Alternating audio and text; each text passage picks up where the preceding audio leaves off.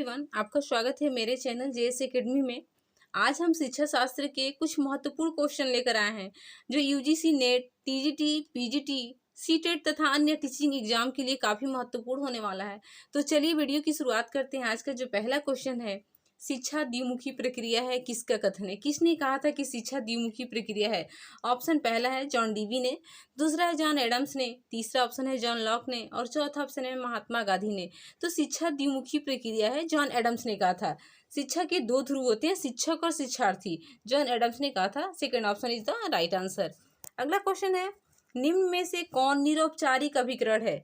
शिक्षा का कौन सा निरौपचारिक अभिकरण है? ऑप्शन पहला है परिवार, दूसरा ऑप्शन है समाज, तीसरा ऑप्शन है पत्राचार पाठ्यक्रम और चौथा है समुदाय। तो निरौपचारिक अभिकरण का जो उदाहरण है वो क्या है? Third option is the right answer, पत्राचार पाठ्यक्रम। अगला क्वेश्चन है आधुनिक शिक्षा प्रणाली कही जाती है? ऑप्शन पहला है बाल केंद्रित, दूसरा ऑप्शन है शिक्षक केंद्रित, तीसरा है विद्यालय केंद्रित और चौथा है पाठ्यक्रम केंद्रित। तो आज की जो शिक्षा है वो क्या हो गई है? बाल केंद्रित शिक्षा हो गई है। First option is the right answer. अगला क्वेश्चन है,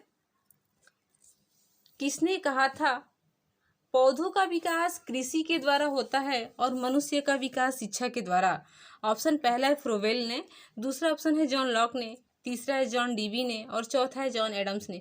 तो पौधों का विकास कृषि के द्वारा होता है और मनुष्य का शिक्षा के द्वारा होता है। किसने कहा था? जॉन लॉक ने कहा था। Second option is the right answer. अगला क्वेश्चन है, इंदिरा गांधी राष्ट्रीय मुक्त विश्वविद्यालय कहाँ है, जिसे इग्नू के नाम से जाना जाता है? कहाँ है? पहला ऑप्शन है कोटा में, दूसरा ऑप्शन है मैसूर, तीसरा है दिल्ली और चौथा है पटना। तो इग्नू जो है, इंदिरा गांधी राष्ट्रीय मुक्त विश्वविद्यालय, वो कहाँ है? नई दिल्ली है। Third option is the right answer. अगला क्वेश्चन है, शिक्षा का घटक है, शिक्षा का घटक कौन कौन सा है? ऑप्शन पहला शिक्षा के उद्देश्य, दूसरा ऑप्शन है शिक्षण, तीसरा ऑप्शन है मूल्यांकन और चौथा है उपरोक्त सभी। तो शिक्षा के घटक जो है उपरोक्त सभी, इसका राइट आंसर है, तीनों है। अगला क्वेश्चन है, स्वतंत्रता की अति है, यानी कि फ्रीडम की अति कैसी होती है? अच्छी होती है। ऑप्शन पहला है अच्छी, दूसरा है प्रशंसनीय, तीसरा ऑप्शन है स्वीकार्य और चौथा है खतरनाक। तो किसी भी बालक को जब हम स्वतंत्र छोड़ देते हैं और उसकी अति हो जाती है तो कभी भी खतरनाक होती है। Fourth option is the right answer. अगला क्वेश्चन है, बालक की पहली पाठशाला है, बालक की जो पहली पाठशाला होती है कौन सा होता है? पहला विद्यालय, पहला पाठशाला। ऑप्शन पहला उसका सहपाठी होता है, दूसरा ऑप्शन है विद्यालय होता है, तीसरा ऑप्शन है उसका परिवार होता है और चौथा ऑप्शन है उसका समाज होता है। तो बालक का जो पहली पाठशाला है, पहला विद्यालय होता है, उसका परिवार होता है। Third option is the right answer. अगला क्वेश्चन है, विद्यालय समाज का लघु रूप है, यह कथन किसका है? ऑप्शन पहला है जॉन डीवी का, दूसरा ऑप्शन है जॉन लॉक का, तीसरा है जॉन एडम्स का और चौथा है विलियम जेम्स का। तो विद्यालय समाज का लघु रूप है, ये किसने कहा था? जॉन डीवी ने कहा था। First option is the right answer. अगला क्वेश्चन है, भारत की तीसरी राष्ट्रीय शिक्षा नीति कब लागू हुआ है? जो भारत में तीसरी राष्ट्रीय शिक्षा नीति, स्वतंत्रता के बाद अभी तक 3 बार राष्ट्रीय शिक्षा नीति हमारे देश में लागू हो चुका है। पहला 1968 में, दूसरा था 1986 में और तीसरा सन 2020 में। तो जो यहाँ क्या पूछ रहा है क्वेश्चन, भारत की तीसरी राष्ट्रीय शिक्षा नीति कब लागू हुआ है? तो 2020 में। Fourth option is the right answer. अगला क्वेश्चन है, शिक्षा जीवन पर्यंत चलने वाली प्रक्रिया है, यह क्या है? शिक्षा का संकुचित अर्थ है, शिक्षा का व्यापक अर्थ है, शिक्षा का प्रत्यक्ष अर्थ है और शिक्षा का वास्तविक अर्थ है। तो शिक्षा जो जीवन पर्यंत चलती है वो क्या है? शिक्षा का व्यापक अर्थ है, फैला हुआ। Second option is the right answer. अगला क्वेश्चन है, नई शिक्षा नीति में कितने वर्ष के बाद परिवर्तन हुआ है? 1986 में दूसरा हुआ था, उसके बाद एक तीसरा सन 2020 में हुआ। तो 1986 के बाद 2020 में हुआ, तो जाहिर सी बात है 34 साल के बाद। Third option is the right answer. अगला है, हस्तकला के माध्यम से शिक्षा देने के समर्थक कौन थे? हस्तकला केंद्रित शिक्षा पे किसने सबसे ज़्यादा बल दिया था? ऑप्शन पहला है स्वामी विवेकानंद ने, दूसरा है श्री अरविंदो ने, तीसरा ऑप्शन है महात्मा गांधी ने और चौथा है जॉन डीवी ने। तो हस्तकला के माध्यम से शिक्षा पर सबसे ज़्यादा जोर महात्मा गांधी ने दिया था। Third option is the right answer. अगला क्वेश्चन है, पूर्व प्राथमिक शिक्षा का संस्थापक किसे माना जाता है? पूर्व प्राथमिक यानी कि प्राइमरी से पूर्व की जो शिक्षा होती है उसके संस्थापक कौन है? ऑप्शन पहला है प्लेटो, प्लेटो को माना जाता है। दूसरा स्पेंसर, हर्बर्ट स्पेंसर। तीसरा ऑप्शन है रॉस और चौथा है फ्रोवेल। तो पूर्व प्राथमिक शिक्षा के जो संस्थापक माने जाते हैं फ्रोवेल माने जाते हैं। Fourth option is the right answer. अगला क्वेश्चन है पूर्व प्राथमिक शिक्षा की अवधि मानी जाती है 3 से 6 वर्ष। दूसरा ऑप्शन है 2 से 6 वर्ष। तीसरा ऑप्शन है 4 से 8 वर्ष और चौथा ऑप्शन है इनमें से कोई नहीं। तो पूर्व प्राथमिक शिक्षा की जो अवधि मानी जाती है 3 से 6 वर्ष मानी जाती है। First option is the right answer. अगला क्वेश्चन है बालक के सामाजिकरण की प्रक्रिया शुरू होती है, कहाँ से शुरू होती है बालक की सामाजिकरण की प्रक्रिया? घर अथवा परिवार से, बालक के घर तथा उसके परिवार से। दूसरा ऑप्शन है उसके विद्यालय से। तीसरा उसके समाज से और चौथा इनमें से कोई नहीं। तो बालक का जो सामाजिकरण की प्रक्रिया शुरू हो जाती है उसके परिवार से ही शुरू हो जाती है, उसके घर से। First option is the right answer.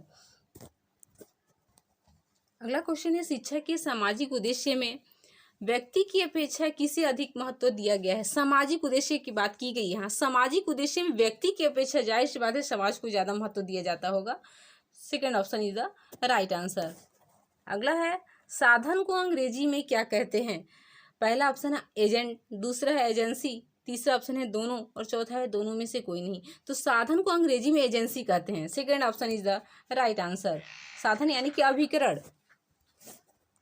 अगला क्वेश्चन है शिक्षा के अनौपचारिक शिक्षा का उदाहरण क्या है? अनौपचारिक, जिस शिक्षा में समय और स्थान दोनों क्या होता है? अनिश्चित होता है, निश्चित नहीं होता है, उसे हम अनौपचारिक शिक्षा कहते हैं।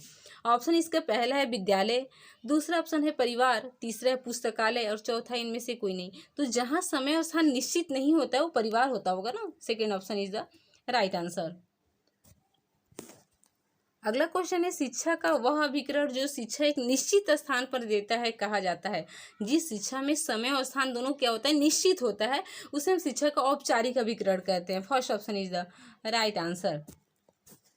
अगला क्वेश्चन है सामाजिक परिवर्तन का एक महत्वपूर्ण तत्व क्या है? समाज में अगर परिवर्तन लाना है तो उसका एक महत्वपूर्ण तत्व क्या होगा? ऑप्शन पहला परिवार, दूसरा ऑप्शन है विवाह, तीसरा है राज्य और चौथा है शिक्षा।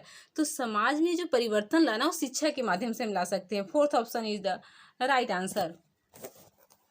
अगला है अंग्रेजी में एजुकेशन शब्द किस भाषा से लिया गया है? ऑप्शन पहला अंग्रेजी भाषा से, दूसरा है लैटिन से, तीसरा ऑप्शन है जर्मन से और चौथा है फ्रांसीस से। तो अंग्रेजी में जो एजुकेशन शब्द लिया गया है वो लैटिन भाषा से लिया गया है। Second option is the right answer. अगला क्वेश्चन है ज्ञान ही वह पंख है।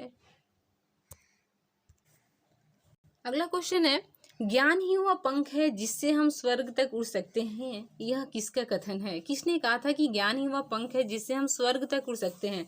ऑप्शन पहला है महात्मा गांधी ने, दूसरा है शेक्सपियर ने, तीसरा ऑप्शन है जॉन लॉक ने और चौथा है स्वामी विवेकानंद ने। तो ये किसका है ज्ञान ही वह पंख है जिससे हम स्वर्ग तक उड़ सकते हैं? शेक्सपियर ने कहा था। Second option is the right answer. अगला क्वेश्चन है कौन सा एक शिक्षण का घटक नहीं है? ऑप्शन पहला छात्र नहीं है, दूसरा ऑप्शन है शिक्षक नहीं है, तीसरा है विषय वस्तु नहीं है और चौथा है क्लर्क। तो इसका जो राइट आंसर है शिक्षण का घटक, क्लर्क नहीं होगा। Fourth option is the right answer. अगला क्वेश्चन है कौन सा कथन गलत है? कौन ऐसा इसमें कथन है जो गलत है? ऑप्शन पहला शिक्षा एक त्रिमुखी प्रक्रिया है, दूसरा ऑप्शन है शिक्षा एक स्व उद्देश्य प्रक्रिया है, तीसरा ऑप्शन है शिक्षा एक गतिशील प्रक्रिया है और चौथा है शिक्षा एक गतिहीन प्रक्रिया है। तो पहला है शिक्षा एक त्रिमुखी प्रक्रिया, शिक्षा का कथन सही है। दूसरा शिक्षा एक स्व उद्देश्य प्रक्रिया यानी कि स्व उद्देश्य मतलब जिसके पास उद्देश्य होता है, जाहिर सी बात है शिक्षा जो ग्रहण करता है उसके पास उद्देश्य होता है।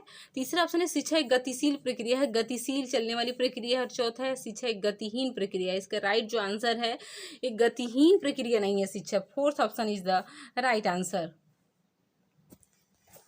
अगला है ज्ञान है क्या है? ज्ञान लिखना है सिर्फ, दूसरा है पढ़ना है, तीसरा ऑप्शन है विचारों की अभिव्यक्ति है और चौथा इनमें से कोई नहीं।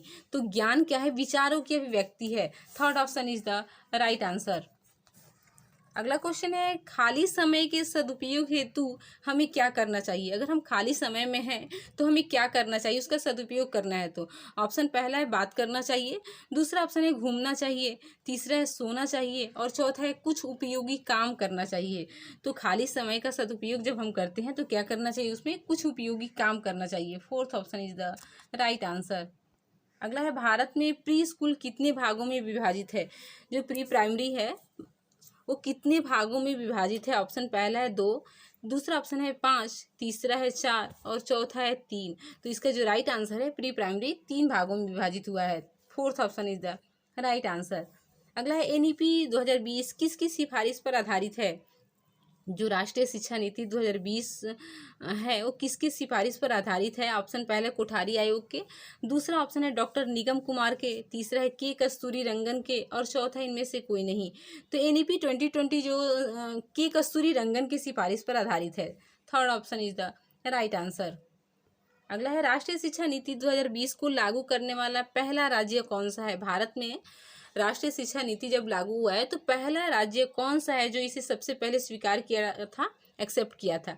ऑप्शन पहला है महाराष्ट्र, दूसरा है कर्नाटक, तीसरा है केरल और चौथा ऑप्शन है उत्तराखंड।